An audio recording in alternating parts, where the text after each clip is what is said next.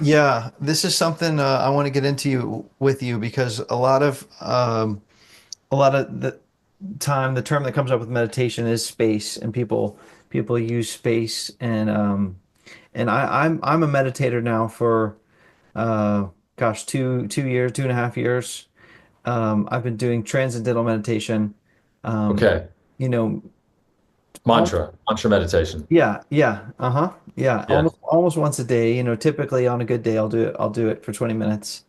And I've noticed this concept of having space, just all this space gets created. I'm, able to hold space, create space. And then I see this term coming up with other people. Someone says, "Oh, I don't have this. I feel like I don't have the space to do that in my life, or, I don't have the bandwidth, and Yeah. you notice this coming up with people. Um, and so now being a meditator, so you went to Peru, you did this ceremony, and then it told you to go within. You started to go within. You started to meditate. Um, did you start creating space for yourself, or what was it doing as you were meditating? Yeah, I think what it does is it creates like space in my nervous system.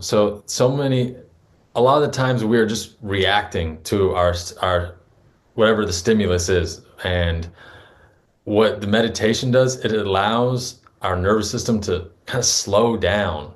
So you could call it space, you could call it time, but there's more time between the stimulus and my reaction or response to that stimulus.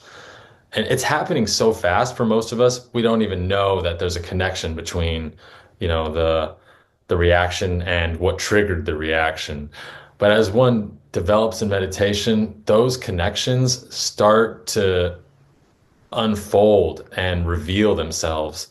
And so like a new world opens up. Like I see why I'm reaching for the chip bag or whatever, because of something that emotional might have happened or this, that, or the other. Start to make connections.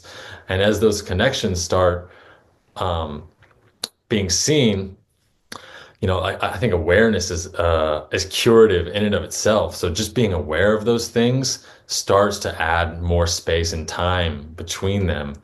And that's kind of where our attention comes in play. And you could call it free will, but when we have more attention in a certain spot, then it starts to reveal itself. Awareness raises, and there's more space there. So we get to make decisions that were previously on autopilot and be more conscious of those things. And just by developing even a formal meditation practice of 20 minutes a day, you allow that nervous system to cool down a bit. And when it cools down, say our nervous system is just like this, right? There's no space in between the oscillations. But when our nervous system slows down, more space between the oscillations start happening. And that allows us to make better decisions, make them from a clearer mind, which then spirals upward. Our whole life changes as we start making little steps and making better decisions.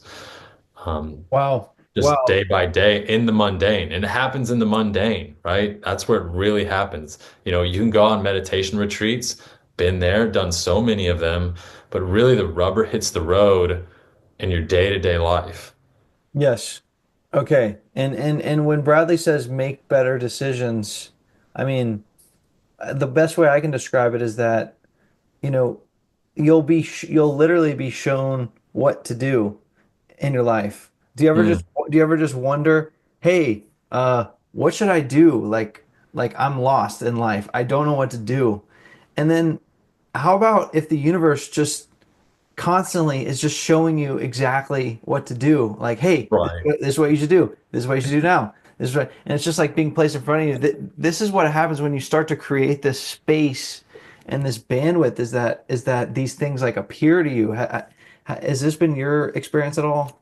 Oh, definitely. Definitely. Yeah, you call it intuition. And the thing about that is if you're just starting on this path, wherever you are, there is sometimes resistance to those things. But those things that are sometimes loudest are things that need to be tended to. Okay. And usually it goes from gross to subtle. which is why people like say George Peterson, and Jordan Peterson always says, clean your room, right? Clean your room. Because that is a very gross and obvious low-hanging fruit that most people can do to start decluttering their mind. Hmm. Just clean the space around you. And then it gets more and more subtle. Okay, now clean your body, clean your thoughts up, clean your relationships up, clean your patterns up. And it just keeps getting more and more subtle. And again, we're playing with the gross world, so there's always maintenance to be done on all those levels. But yeah, that voice comes in and there's a that's a practice in and of itself, just listening to it and following through with it, because sometimes it can be loud, but sometimes it's just a whisper, Yes. and then it's gone. It doesn't It's force or push, it's just gone. it's usually a whisper. Yeah, exactly. So, Um,